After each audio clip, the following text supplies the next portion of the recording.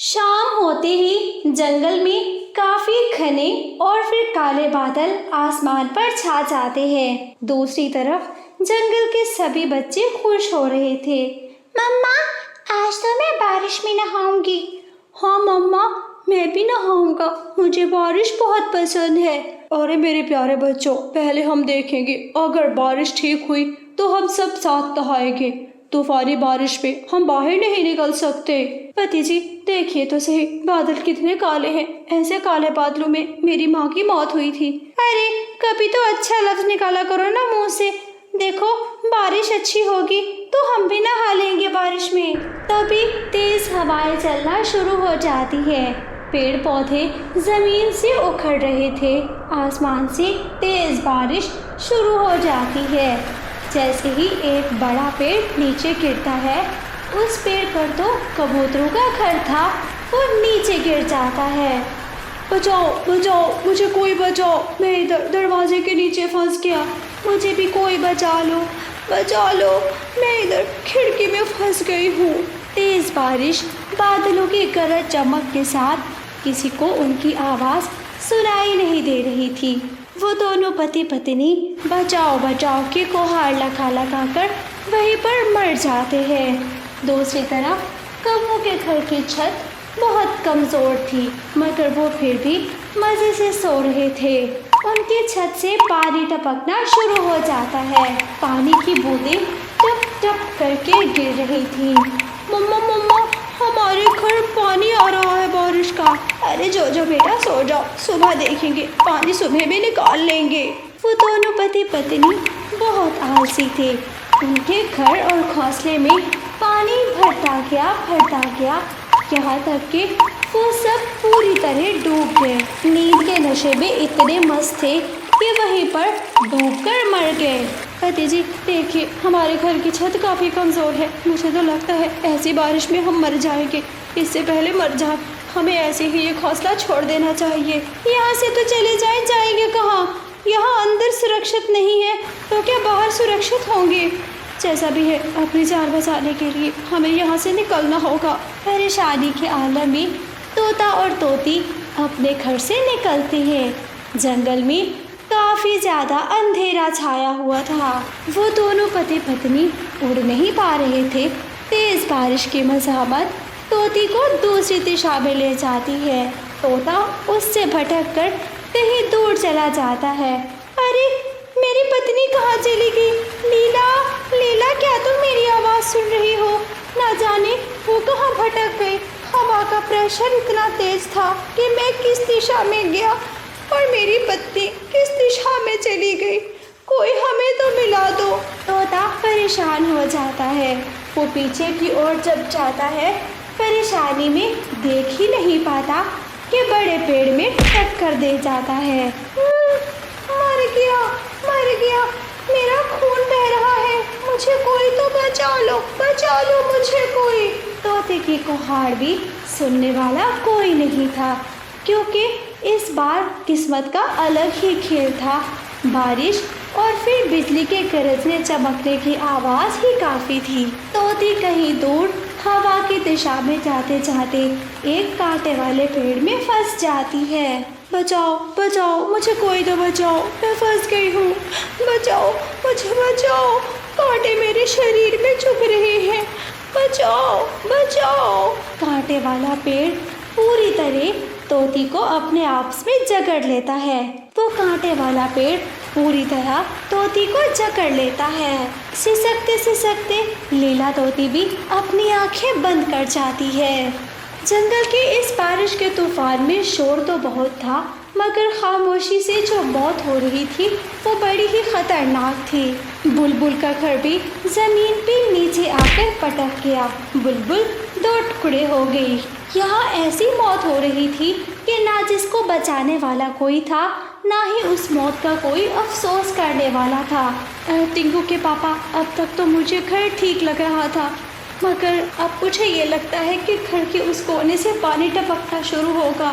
और अब कर ही क्या सकते हैं, ऐसी तूफानी बारिश तो लगता है कभी हमारे बाप दादा के ज़माने में भी नहीं आई होगी।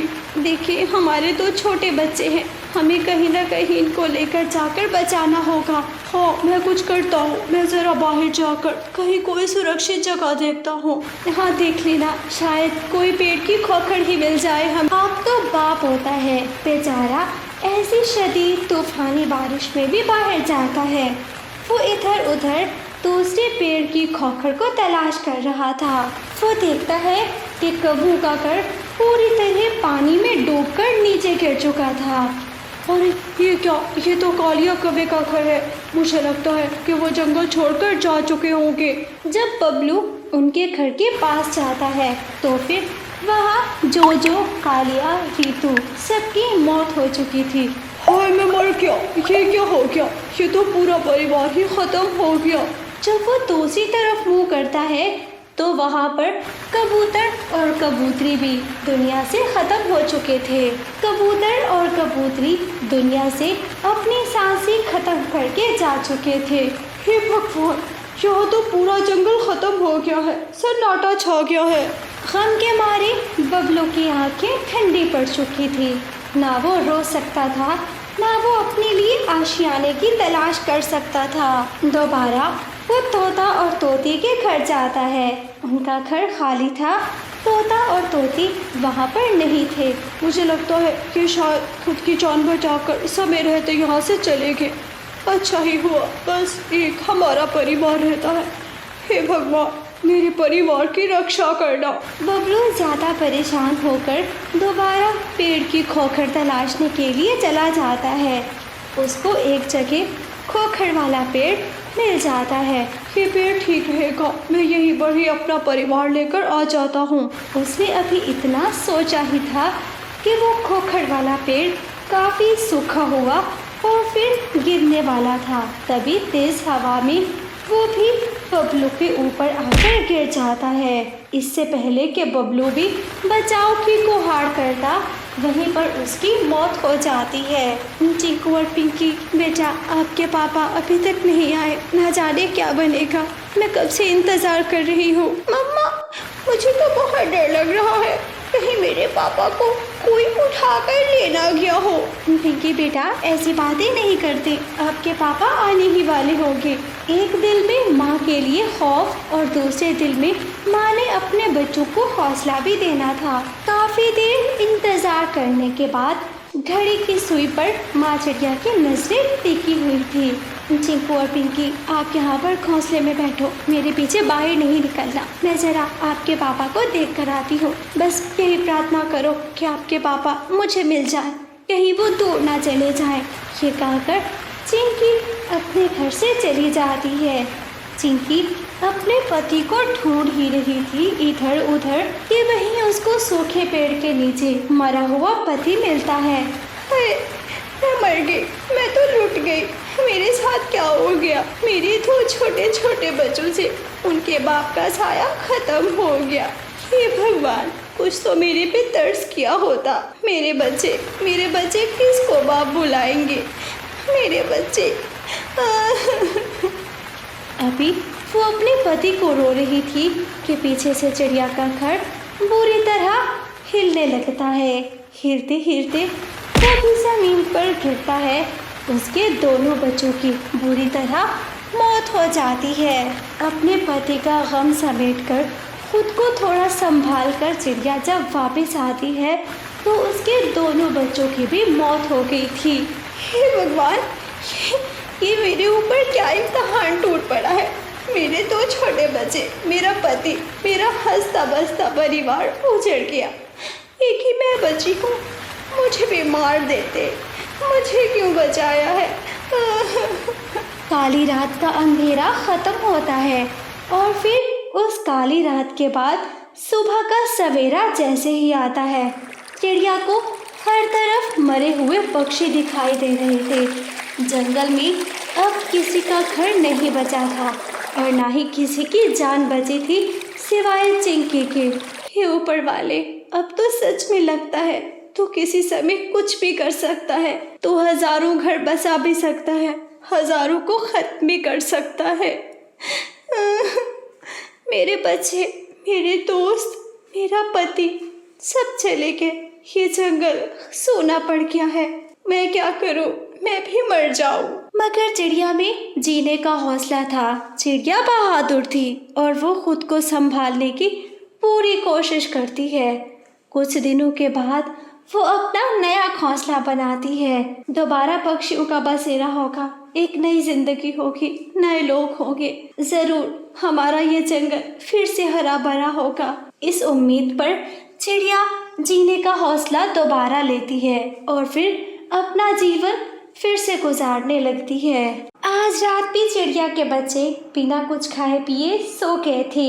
हे भगवान, एक माँ को सुकून कैसे मिलेगा अगर उसके बच्चे ऐसे ही भूखे होंगे। मैं अपने बच्चों को और भूखा नहीं देख सकती। उसके बच्चे भी ऐसा लग रहा था कि जैसे जाग रहे हो, क्योंकि भूख से उनको भी नींद नहीं आ रही थी। माँ चिड़िया अपने घोंसले में लेट जाती है। बेहिस माँ हूँ, बच्चे भूखे सुलाकर मैं सो रही हूँ। नहीं, मुझे कुछ करना होगा। वो फिर से उठ बैठती है। मम्मा, आप सो जाइए, हमें भूख नहीं लग रही। मेरी प्यारी बेटी पिंकी, आप सो जाइए, आप चिंता मत करिए, मैं ज़रा पानी लेकर आती हूँ। पानी का बहाना करके माँ चिड़िया अपने घर से चली जाती है। अंधेरे में वो एक पेड़ पर जाकर बैठती है। क्या करूं? मिट्टी खोदूं, किसी के खेत से सब्जी चुराऊं या फिर जाकर किसी के दुकान से पैसे चोरी करूं? मुझे समझ में नहीं आ रहा। वो माँ चिड़िया ऐसे ही आसमान की तरफ देखकर प्रार्थना कर रही थी कि तभी वहाँ पर एक चमकता हुआ जुगनू आ जाता है।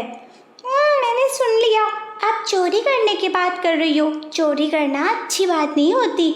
मेरी प्यारी दोस्त, मैं आपको एक तरीका बताता हूँ। बताओ ना जल्दी, मेरे बच्चे भूखे हैं। मुझे बहुत जल्द अपने बच्चों की ज़िंदगी में एक रोशन सुबह लेकर आनी है। लेकर आ सकती हो तो मेहनत से, और तो वो कर भी लोगे। पता भी है, मैं जहाँ पर रहता हूँ वो फूलों का बागीचा है। वहाँ पर प्यारे प्यारे लाल रंग के गुलाब हैं जो खुशबू बखेरते हैं। ऐसा करो, तुम कल से गजरे बनाकर बेचना शुरू कर दो। हाँ, ये आइडिया तो तुम्हारा बहुत अच्छा है, गजरे मैं बना लूँगी। तो नदी के पास जाकर प्यारे प्यारे गुलाब के फूल भी तोड़ लेना कल। चिड़िया खुश हो जाती है, जैसे उसकी मुश्किल आसान हो गई हो। क्या मैं अब जाकर तोड़ सकती हूँ? रात में बनाऊंगी तो सुबह बेचकर अपने बच्चों का पेट भरूंगी। जब चाहो तब कर सकती हो। यह कहकर जुगनू वहाँ से चला गया। उधर से चिड़िया भी नदी के पास जाती है। वहाँ पर प्यारे प्यारे लाल रंग के गुलाब के फूल थे। मस्त खुशबू है इनकी। अच्छा लगेगा जब कोई भी मेरा गजरा पहनेगा, वो तो अपने पति के लिए महक जाएगी। चिड़िया फूल तोड़कर टोकरी भर लेती है और वही फूलों की टोकरी लेकर अपने घर की ओर चली जाती है। उसके बच्चे तो सो गए थे, मगर वो रात भर गजरे बनाती रहती है। सुबह में ढेर सारे गजरे बनकर तैयार हो जाती है। मेरे बच्चे अभी सो रहे हैं, मैं घर का दरवाज़ा बंद करके गजरे बेचकर इनके लिए खाना लेकर आऊँगी। ये कहकर वो अपने गजरों की टोकरी लेकर जंगल की ओर चली जाती है। गजरे लो, फूलों की खुशबू के महकते हुए गजरे लो, प्यार से बने हुए गजरे लो। बीनू जी, मुझे गजरा लेना है, मुझे गजरा लेकर दे। अरे, मैं जरा पता करके आता हूँ कि गजरे का रेट क्या है। अरे चिड़िया रुक जाओ। तोता और फिर चिड़िया आपस में बात करने लगते हैं। बताइए तोते भैया, आपको कितने गजरे लेने हैं? मेरी पत्नी एक ही है, उसके 2 पंख हैं तो 2 ही गजरे लूँगा ना मैं। अरे आप भी ना, चले ये ले 2 गजरे। अरे बताओ तो सही है कितने के? ये दोनों गजरे 50 रुपए के हैं, ज़्यादा महंगे नहीं है। फिर तो अच्छा है, और खुशबू तो वाह वाह मस्त है इनकी। तोता 50 रुपए दे देता है। ऐसे ही चिड़िया कबूतर को भी अपने गजरे बेच देती है। पति जी, ये गजरे कौन बेच रही है सुबह सुबह? अरे कोई तो बेच रही होगी, तुम सोई रहो, मेरे पास पैसे नहीं है। हाँ हाँ जानती हूँ, किसी भुक्खड़ के पल्ले पड़ी हूँ जिसके पास तो कुछ होता ही नहीं। चिड़िया की कमाई काफ़ी अच्छी हो जाती है और वो वापस अपने बच्चों के लिए दाना लेकर आ जाती है। चलो मेरे बच्चों, आप ये खाना खा लो। मम्मा, आप ये खाना कहाँ से लेकर आई? मेरी प्यारी बेटी, आपकी मम्मा ने अपना कारोबार शुरू कर दिया है। अब हमारी ज़िंदगी की सुबह रोशन और रातें चमकती हुई होगी। क्यों सच में मम्मा? अब हम भूखे नहीं सोएंगे?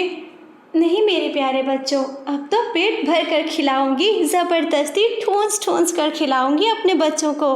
दिन गुजरते गए, हर गुजरते दिन के साथ चिड़िया का घर भी अच्छा बन गया और फिर चिड़िया पैसे भी कमाने लगी थी। पति जी, ये चिड़िया के आजकल मिजाज नहीं मिल रहे। रात भर गजरे बनाती है और सुबह में बेच कर आ जाती है। हाँ हाँ, कितनी अच्छी और कारोबारी सोच वाली चिड़िया है। तुम हो कि तुम कुछ करती नहीं, और तुम कौन सा कुछ करते हो? जैसा भी करो, मुझे चिड़िया का कारोबार बंद करवाना है। हाँ हाँ, और मुझे भी। ये फूलों के गजरे वाला कारोबार हम करेंगे। तोते भैया, मेरा काम बहुत ज़्यादा हो गया है, काफ़ी बढ़ गया है। मुझे ज़रूरत है आप लोगों की। हाँ हाँ, क्यों नहीं, हम सब साथ हैं तुम्हारे। बोलो क्या करना होगा। मैं चाहती हूँ मेरे साथ कोई गजरे बनवाने वाला भी हो, एक बेचने वाला भी हो और एक उनको पैक करने वाला भी हो। अरे, मैं तो बन गया डिलीवरी तोता, और मैं बन गया पैकिंग वाला कबूतर। मम्मा, मैं बन गई गजरे बनाने वाली चिड़िया। अरे बेटा, आप अभी बहुत छोटी हो। वो सभी दोस्त आपस में काम बांट लेते हैं। उनका काम काफ़ी अच्छा जा रहा था और फिर तोता जगह जगह जाकर वो पार्सल डिलीवर कर रहा था। पति जी, हमें फूल कहाँ से मिलेंगे? हमें भी गजरे बनाने हैं। अरे, फूल तो मैंने सुना है कि नदी के पास है, वहाँ से जाकर हम सारे फूल तोड़ देते हैं। पता भी है, जो फूल तोड़ लेंगे ना चिड़िया गजरे बनाएगी ना उसके बिकेंगे। वो दोनों पति पत्नी ऐसा ही करते हैं। वो बागीचे के सभी फूल तोड़कर नीचे फेंक देते हैं। वैसे अच्छा होता अगर तुम गजरे बना लेती। ना ना, मुझसे नहीं होता काम, मैं तो बस सोई ही रहूंगी। हाँ, मैं भी काम ना करूं, जंगल के दूसरे पक्षी भी ना करें, मैं किसी को आगे बढ़ने नहीं दूंगी। जब चिड़िया टोकरी लेकर बागीचे की ओर जाती है, वहाँ पर तो कोई भी फूल नहीं था। अरे ये क्या, फूल कहाँ चले गए? फूल किसी ने तोड़ दिए। मैं जानती थी कि जंगल का कोई भी पक्षी मुझसे जलने वाला ऐसा ही करेगा, इसलिए मैंने अपना फूलों का अलग बागीचा भी बना रखा है। किसी को मालूम ही नहीं था कि चिड़िया ने अपना खुफिया बागीचा भी बना रखा था। उसके बागीचे के फूल भी खिले हुए थे। वहीं से फूल तोड़कर वो अपना काम जारी रख